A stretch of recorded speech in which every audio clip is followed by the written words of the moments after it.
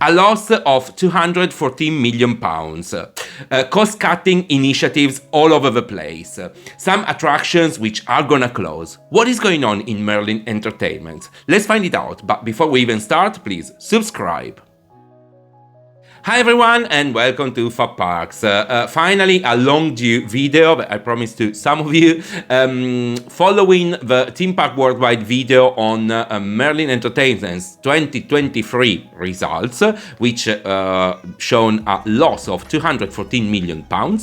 I decided to deep dive in their annual report and try to find out where the loss comes from, what is their kind of financial health, how they operate, what margins they have, and why they are in this position now. It's gonna be a kind of interesting, for sure unusual video. We're gonna deep dive and also check how the single different business units operates and what are the results across the globe. I hope you find this one interesting, so please feel free to comment and chip in if you got more information than the one I have. But let's start with the loss and where the loss comes from. And so it's worth mentioning that Merlin, it's a complex business. They are global, they are all over the place, but also you would expect that because they got stakeholders, they distribute dividends, they used to be on the stock exchange market, their balance sheet, their report is not as straightforward as you would expect. There are lots of weird numbers or voices here and there, which you might not expect, or they might not look directly linked to the daily theme park operations. The reason why I'm saying that is that in reality, this loss that they recorded, 214 million, is mainly driven by two figures, which I struggle a bit to understand, or let's say I am struggling to connect them directly with their theme park business. The main one is a 195 million impairment charge linked to Legoland, New York and Korea. So an impairment charge basically is when you decide to devalue, so to decrease the value of some of your assets. In this case, we are talking about Legoland, Korea and Legoland, New York. In this case, they decreased the value of those two theme parks of nearly 200 million. And this is based on the fact that they are struggling to attract visitors, to be profitable, and they are much slower in terms of ramp-up phase to what they thought. So, yes, it's linked to the two specific theme parks and their operations, but in reality, for me, this number is more like a finance accounting operation rather than a daily theme park operation. Another big minus, red figure in their balance sheet, is 36 million, which is linked to cost of refinancing expiring debts. So, if you got a mortgage, you know what we're talking about. Interest rates are completely different now compared to what they used to be 5 years or 10 years ago. They had some massive debts expiring, they had to refinance them, and this led to an unexpected finance cost of 36 million. Again, for me, it's more like a finance accounting thing rather than linked to the theme park themselves. There are then other funny things, like there is an HMRC fine, I think it was 28 million. They got a kind of accounting mistakes of 14 million in Germany, which they had to accrue for. So there are lots of different numbers flying around, but what is worth mentioning is that from my perspective, the loss they recorded is not directly linked to a specific theme park or the operations, of the number of guests or the number of hot dogs they sold, but it's more linked to the complexity of the business and to some bump along the road, especially with the Legoland, New York and Korea. But what comes out is that basically, from my understanding, they operate on such a thin margin, they walk on thin ice, we would say, that they haven't got big shoulders, they are not so resilient. So just a couple of bumps in the road, which could be two new theme parks that are not running as expected, or a decrease in the money that your guests are spending, or an increase on the cost of energy and electricity, for example, they are not ready to absorb any of that kind of shock, and they're just gonna go under. And this is exactly what happened. Now, I think it's important to understand why they are in this situation and why they operate in such a way. We need to look a bit to Merlin history and try to understand what they thought they were going to become, which didn't really happen. So we're gonna check a bit that, but also we are gonna see how this loss, which anyway is there, is gonna have an impact on the theme parks, and that it's real. It's actually happening, and it happened already.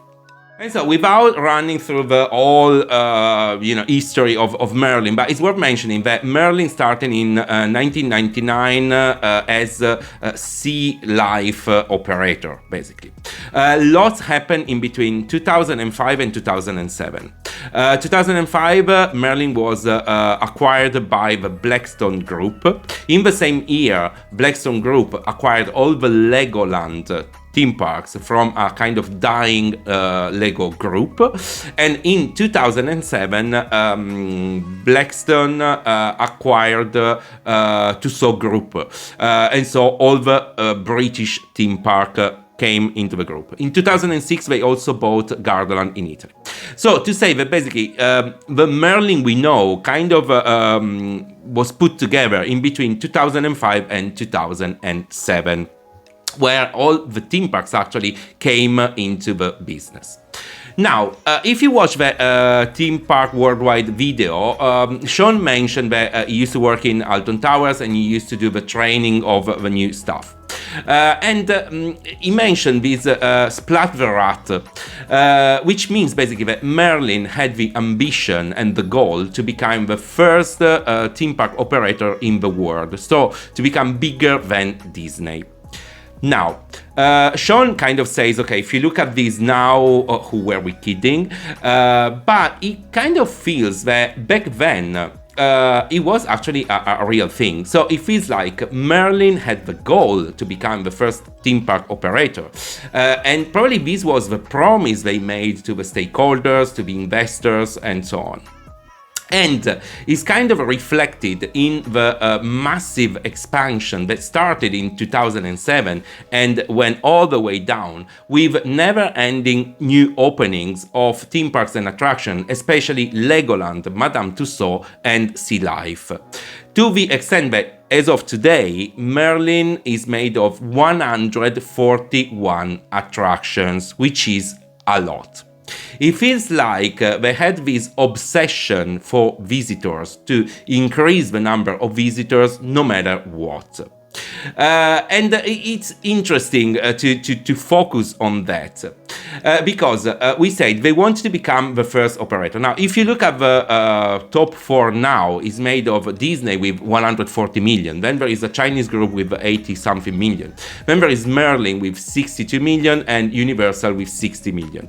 Next year, 2025, with Epic Universe, Universal is going to become the third and Merlin is going to become the fourth. But it's worth mentioning that Universal, Disney, and also the Chinese group are making those numbers with around 20 attractions, give or take, probably even less.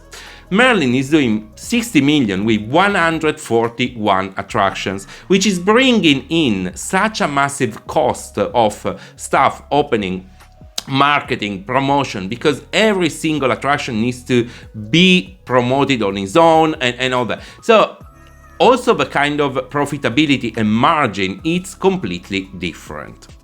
And To kind of reiterate this concept, we are now going to have a look and a deep dive into the three main business units of Merlin, which are theme parks, Legoland, and getaway attractions, to see how many visitors they bring in, what is the average number of visitors per venue, what is the revenue per guest, but also what is the profit per guest. And trust me, interesting findings there. So let's start with theme parks. This is all the theme parks without Legoland, and they deliver 11.3 million in total. We're talking about 6 theme parks. So on average, they do 1.9 million. I'm also showing here the one that we know, Alton 2.35, Thorpe 1.6. Chessington, we got the 2022 number, not the 2023, which I expect to be slightly higher because they opened the world of Jumanji. Gardaland is 3 million. It's actually the most visited theme park within Merlin portfolio, and the one in Germany 1.7. Now here the revenue per guest, it's £40 per guest, with a profit below £10. This is particularly low because you need to consider that in this revenue per guest, you account for the ticket to get into the park, the fast track, merchandising, food, parking, all the money that guests are going to spend in the theme park, plus hotels. So also if you're going to stay overnight, the hotel, dinner, whatever, it's accounted into this number. You are going to understand clearly that £40 per guest is not a lot of money. And we're going to go back on this topic at the end of the deep dive into the different business divisions. We now move to Legoland, which has got 10 theme parks. They deliver 16.7 million in total, so it's 1.67 million per park. You see here the numbers of Billund Windsor and Legoland Deutschland. You don't see all of them. Of course, we know already that Legoland New York and Korea are struggling. Here, the revenue per guest is higher, it's 55, and the profit per guest is 13. I'm also expecting that the ones in Europe are actually performing over those numbers, while the ones out of Europe are lowering a bit the average. You see here that actually they make more money out of Legoland theme parks. My educated guess is probably also people tend to sleep over more, especially in Billund, I would expect. If you're doing 2 days in Billund, you're likely to use the on-site hotel. But this is my reading of the numbers. But it's worth mentioning anyway, but Legoland, it's the business unit where they make more money per guest, more revenue per guest within the Merlin portfolio. And then we now saw 16 attractions out of 141. So what are the others? And they're called getaway attractions. Those are attractions in the city center usually, and they're attractions which are designed to last just few hours. We got Sea Life, we got the Legoland Discovery Centers, the Dungeons, Madame Tussauds, Peppa Pig, all these kind of attraction, and of course the eyes, which are the panoramic Ferry wheels. So the number of guests on this one is 44 million, which makes the guests per venue below 300,000. Of course, this is a massive aggregated average, but we know that London Eye on its own is making nearly 4 million. Now, the revenue per guest here is pretty low, it's £22, with a profit below £5. How to interpret this? Well, first thing, of course, we said these are experiences which last few hours, so there are no hotels involved. In most of the venues, probably there is not even food and beverage. They just got like photo point, a bit of merchandising, but they are not upselling that much. It's also worth mentioning that, from my understanding, most of them are not making a lot of money. I would say, especially in the UK, they are just used by annual pass holders, which can get in for free. But I wouldn't expect them to be so profitable. On the other hand, we know that the London Eye, it's a super successful. It's actually the most visited paid attraction in the UK, and it's also like the most visited attraction within Merlin portfolio, I would say. So here, of course, in terms of aggregated, they are all the returning a profit. None of them it's creating a loss. But if you go down to the granular view, each attraction one by one, of course, you're gonna discover that I would say probably lots of them are creating a loss. But worth mentioning that those attractions are a lot and are there. And so, based on the numbers that we just saw, what is the reading or the learning that we can, take away from that? I would say the first thing that comes across is that Merlin is not making a lot of money in terms of revenue per guest. And this is strictly linked to their mission, which was to pump as much as they could the volumes, not really paying a lot of attention to the profitability of those. We saw some really aggressive pricing, especially in terms of annual pass. Keep in mind that in the UK, the lowest price for the annual pass, it's when it's on sale, it's £69 for the Discovery Pass, and you can still access all the UK attraction for 12 months, free of charge. Limitations applies, yes, but still you can.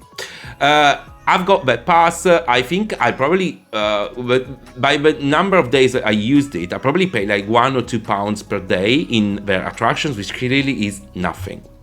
Also, they have been pretty aggressive in terms of promotion, affiliation, 2-for-1, different initiatives. In Italy as well, the Gardaland Theme Pass was less than 2 single-day entry tickets. So they've been pushing quite a lot the annual pass business. What is the reason? Well, we said before, their mission was to become the first operator, and so they were desperate, were kind of obsessed, I would say, with increasing the number of visitors as much as they could.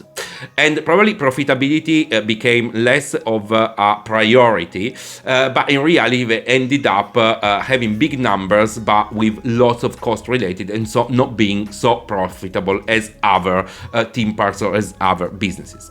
This generated what we said before. They are really like walking on thin ice, and so any bump in the road might generate issues from a financial point of view, as we saw in 2023.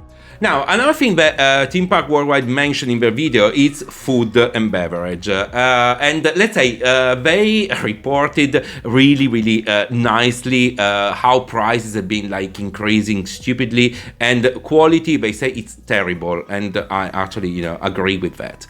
It's awful. And that led to kind of people not eating or spending as much money as we used to. But they provided this view from a customer perspective, but I tried to see also what happened behind the scenes, because we know that there was this Aramark deal within the UK and US.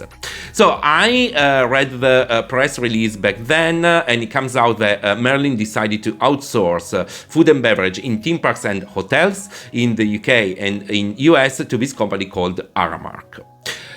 Now, this is particularly frustrating from my point of view, because what comes across is that Merlin decided to outsource what is in other theme parks one of the main revenue streams, food and beverage, but also has been the reason to visit theme parks. So if you think about Europa Park, Efteling, Phantasialand, their food offering is so good that it's actually one of the reasons why people are visiting, and they do food festival, they do seasonal menus, it is quite a lot, and they make an awful amount of money.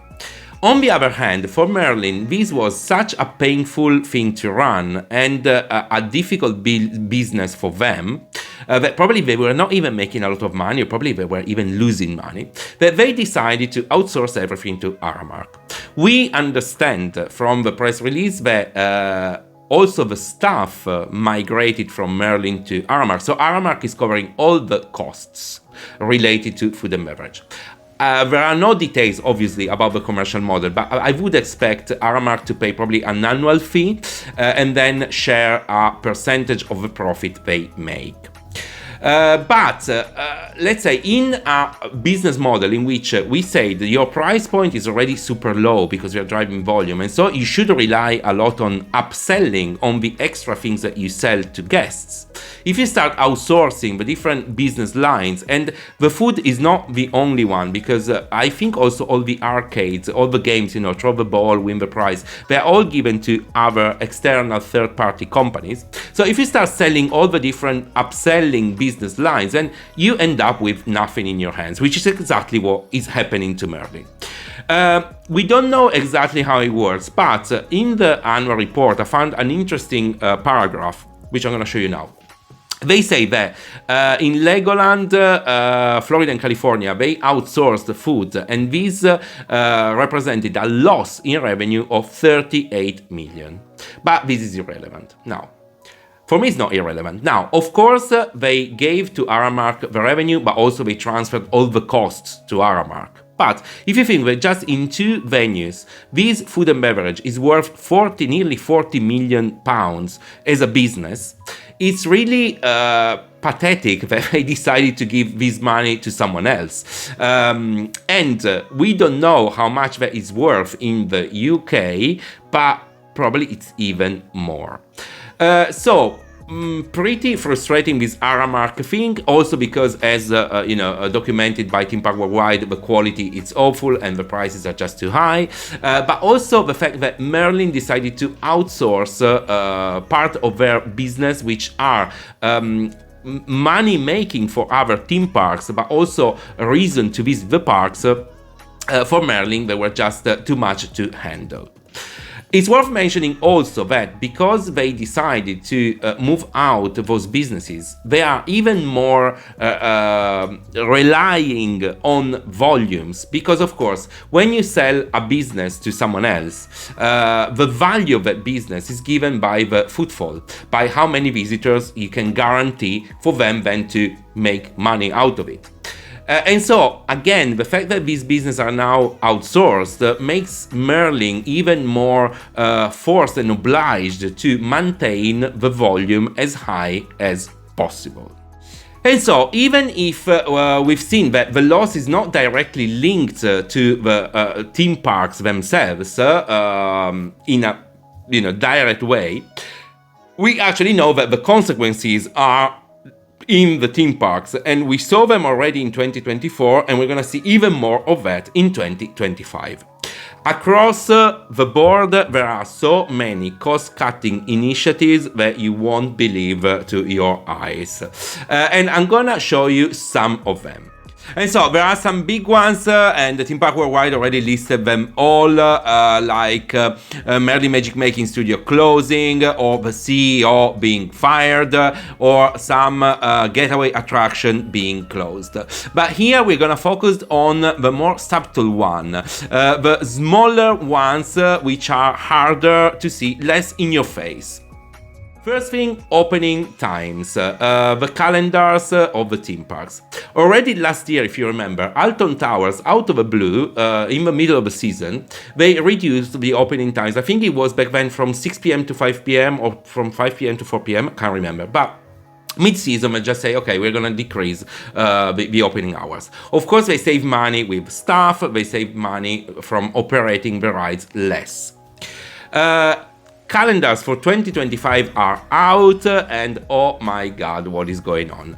From Chessington and Alton Towers closed during the week, Tor Park closed on Wednesdays, and Alton Towers low peak season closing at 4 p.m. Basically, it's after lunch. It's like, what is going on? Clearly, they are trying to save money as much as they could. Also, we saw, for example, expiring IP not being renewed. So we saw Black Mirror being removed from Thor Park. We also saw Angry Birds being removed from Thor Park, becoming Sunset Boulevard, which is a non-paid IP. It's not even an IP. It's a teaming that doesn't involve paying an external IP.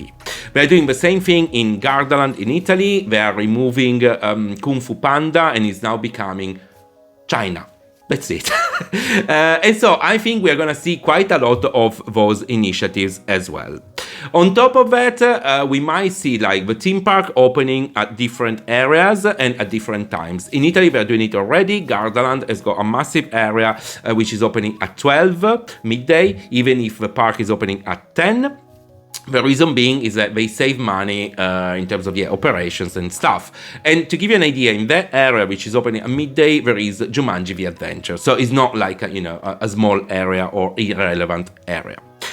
I would say, and I'm a bit of a bastard here, but this year more than ever is going to be really windy and really rainy, and so they're probably going to use the weather as an excuse not to operate coasters as much as they should. Maybe, we don't know, we will see.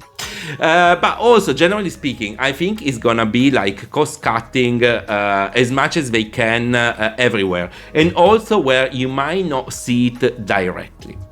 For example, in Italy, they already filed the planning permission to downgrade their hotel from 4-star to 3 stars.